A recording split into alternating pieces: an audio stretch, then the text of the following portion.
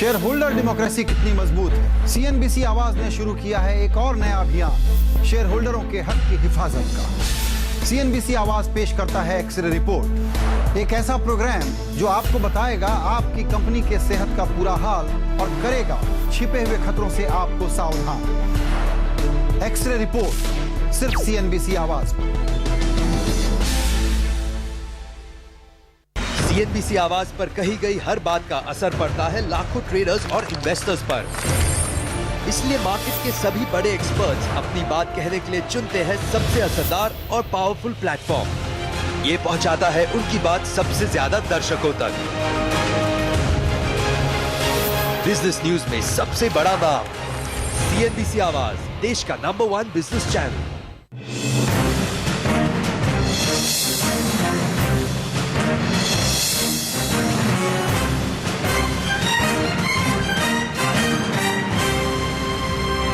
सरकारी निवेश बढ़ाने की जरूरत है और आपने कहा कि अपने साथियों को आपने कन्विंस कर लिया है, तो क्या हम माने आप हमको एक बहुत बड़ी जरूरी बात बता रहे हैं कि अब सार्वजनिक निवेश में 1,20,000 करोड़ का जो आंकड़ा आप जिक्र कर रहे हैं ये अब लागू होगा और ये पैसे अब आएंगे, जमीन पर काम होता हुआ दिखेगा।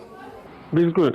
और पिछले 4-5 सालों से मेरी कोशिश रही कि एग्रीकल्चर एंड अलाइड सेक्टर में पब्लिक एंड प्राइवेट इन्वेस्टमेंट कैसी बढ़ेगी। 2006-07 में इस देश की total public and private investment खेती के और अलाइड सेक्टर में 90,700 करोड़ के आसपास थी। और 7-8 में 1,05,000 हो गई, 8-9 में 1,28,000 हो गई, 9-10 को 1,33,000 हो गई। तो हर साल बढ़ रही है, अच्छी बात है। मगर जब इतनी बड़ी जिम्मेदारी लेने की बात आती है तो इससे भी ज़्यादा करनी होगी और साथ साथ किसानों को उनकी उपज की अच्छी कीमत देने की तैयारी भी हमें रखनी पड़ेगी कि जिससे किसान भी इसका हौसला बढ़ेगा, वो ध्यान देगा प्रोडक्टिविटी और प्रोडक्ट में। और साथ साथ उनको जो आवश्यकता है, पानी की आवश्यकता हो, अच्छा बीज की आवश्यकता हो। इस साल खाद की समस्या बहुत पैदा हो गई, इंटरनेशनल क्राइसिस हुआ था, इसलिए वो खाद की समस्या भी हमें हल करनी होगी। और खेती के क्षेत्र में जो अनुसंधान है, रिसर्च है, इस पर भी हमें वेटेज देना पड़ेगा और मार्केटिंग इंफ्रास्ट्रक्चर भी बढ़ाना पड़ेगा। ये सब काम के लिए राशि की आवश्यकता है और ये राशि देने की तैयारी आज भारत सरकार ने रखी है। नहीं, काफी कुछ हुआ है, लेकिन हमको फिर भी ये लगता है कि किसानों को फाइनेंस की, उनको कर्ज मिल जाए, उनको लेंडिंग ठीक से हो सके, इसके लिए जिन संस्थाओं को आगे आना चाहिए, जिस तरह से देना चाहिए, उसमें अभी भी कमी है। यही वजह है कि बहुत सारे लोग अभी भी प्राइवेट मनी लेंडिंग के चक्कर में फंसे हुए हैं। नहीं, ये समस्या है, मगर ये समस्या पर हमने नजरअंदाज नहीं किया, इस पर ध्यान दे दिया। आपको याद होगा कि जब यूपीए फर्स्ट आ गया और जब हम लोगों ने हाथ में ये हुकूमत की जिम्मेदारी ले ली, पहले साल यूपीए में हम लोगों ने ये तय किया कि जो क्रॉप लोन था 86,000 करोड़, वो 3 साल में दुगना करना। मगर मुझे खुशी है कि हमने 86,000 से शुरुआत की और इस साल हम 1,70,000 करोड़ तक पहुँचे और हमने ज़्यादा राशि खेती के लिए उपलब्ध की। इसमें हमें कामयाबी आ गई, मगर हम यहाँ ही सीमित रहकर ठहरे नहीं, हमने आगे जाने के लिए कोशिश की। और वो जो सूद था, वो इंटरेस्ट रेट था, वो कैसे कम ला सकते, इस पर हमने ध्यान दिया। और मुझे खुशी है कि जो फसल के लिए क्रॉप लोन जो होता है, वो 3 लाख रुपए तक रेगुलर रीपे करने वाले किसान को हमने आज 4% तक लाया।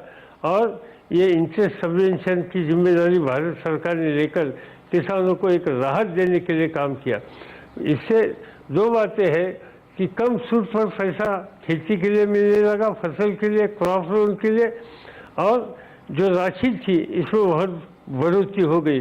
फिर भी इससे मैं खुश नहीं हूँ, क्योंकि नंबर ऑफ फार्मर्स ये अभी 40% से ज़्यादा बढ़ नहीं रहे।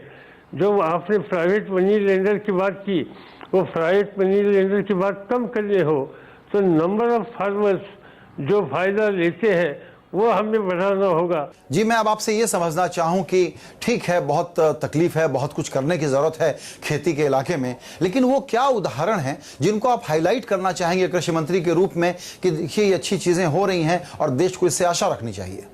एक तो हमें इन्वेस्टमेंट करने के लिए राज्य सरकार को अधिकार ज़्यादा दे दिया। एक नई स्कीम की जिसका नाम है राष्ट्रीय कृषि विकास योजना RKVY, जिसमें हमने 25,000 करोड़ की प्रोविजन की थी और इसमें राज्य सरकार को चॉइस दे दिया। उन्होंने ज़्यादा पैसे खुद के लगाने चाहिए, वो जितने लगाएंगे इतना भारत सरकार देगा। वो चाहे डेयरी का सेक्टर हो, चाहे फिशरी का सेक्टर हो, चाहे हॉर्टिकल्चर का सेक्टर हो, चाहे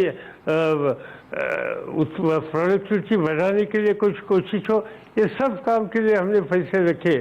और इसके साथ साथ national horticulture mission, food security mission, micro irrigation mission, ऐसे कई स्कीम की शुरुआत की। और मुझे खुशी है कि पिछले 4-5 साल पहले जो कदम उठाए इसके असर आज दिख रहे। आज हॉर्टिकल्चर और वेजिटेबल के क्षेत्र में भारत का नंबर दुनिया में 2 नंबर हो गया। दूसरी बात, कृषि का जो उत्पादन है वो उत्पादन 1950 में 50 लाख टन था, आज हम 240 मिलियन तक जाकर पहुँचे। पहले 50 मिलियन थे, आज 240 मिलियन तक पहुँचे हैं। तो ये उत्पादन बढ़ रहा है क्योंकि हमारी इन्वेस्टमेंट और जो हमारी नीति है और किसानों की मेहनत और राज्य सरकार का सहयोग, इससे ये एक तरह का बदलाव आ रहा है। यानी चाहे बागवानी आइटम हो, चाहे फूड ग्रेन्स हो, ये दोनों क्षेत्र में आज देश में किसानों ने बदलाव लाने के लिए कामयाबी मिलाई है।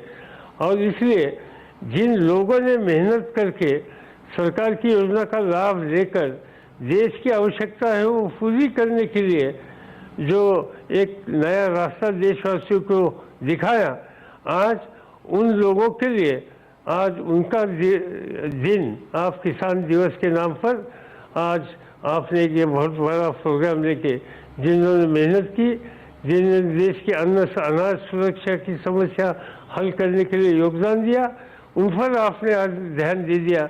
ये सबसे मुझे बड़ी खुशी की बात है। सर, आखिर में एक बात और आपसे मैं कहना चाहूंगा, वो ये कि दरअसल सारी पार्टियों ने पॉलिटिकल डिस्कोर्स जो रहा है उसमें ये हुआ है कि किसान एक वोट बैंक है, इसलिए कुछ करने की जरूरत है, लेकिन एक वायबल मॉडल के रूप में इनको करोड़ों करोड़ एंटरप्रेन्योर के रूप में देखा जाए, वैसा करने की जरूरत थी। बिल्कुल आ सकता है, हमें इस पर हमने ज़्यादा ध्यान दे दिया। Long term policy, short term policy दोनों पर हमने ध्यान दे दिया। और जो आजकल क्या होता है कि हम पार्लियामेंट में देखते हैं, स्टेट विधानसभा में भी देखते हैं कि यहाँ माफ़ी दे दो, वहाँ माफ़ी दे दो।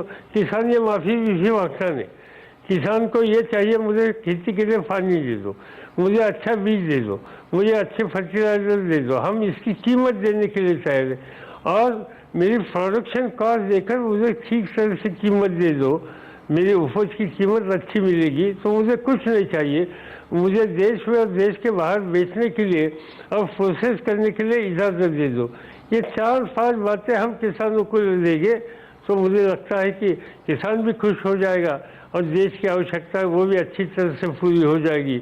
और इसलिए ये जो पॉपुलर बातें के लोग करते हैं कि इसकी माफ़ी करो, उसकी माफ़ी करो, ये करो, वो करो, इसमें किसानों को कोई दिलचस्पी नहीं है। और इसलिए हमारी मंशा बदलनी चाहिए, हमारा ध्यान बदलना चाहिए।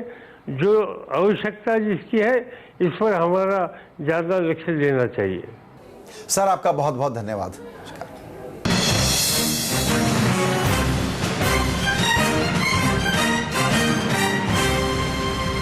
मफिन, क्या हुआ? रोमा कब्रिस्तान से डायरी लेके निकल रही थी और गुंडों ने उसे घेर लिया। विजय उसे बचाने वाला था कि